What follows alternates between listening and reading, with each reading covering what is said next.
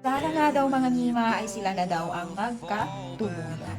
Yes, ang tinutukoy po ay etong dalawang boyfriend na ngayon na si Jomar at si Carla. At kung dati ay sila ay magka-love team lamang, syempre, di ba, love team na yan. Imitan din si talaga na magkakadalapan yung mga artist na magkakadalapan sila pa kaya, di ba? So, normal lang. Pero syempre, marami natutuwa at nag-aabang din sa kanila. Kasi nga, sa sobrang sweet nila at napaka-tahimik na love team and boyfriend-girlfriend na ngayon, napaka-mature din talaga sila.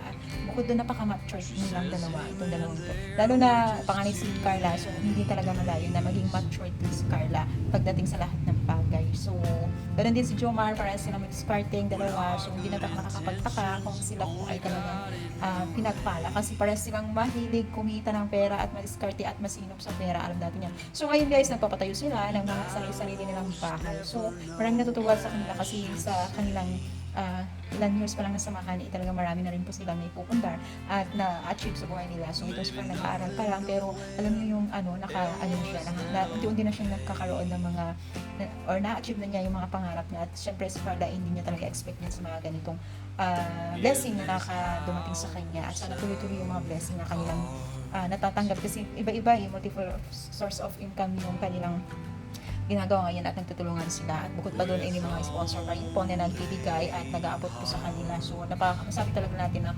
blessing talaga yung kanilang pagkakaroon or natin kilala nila sa ating Kalingap at sila yung tawag nito mga Mima, sila yung way or yung instrumento para makamit din yung tong dalawang ito. At dati hindi masyadong kilala ito si Jomar.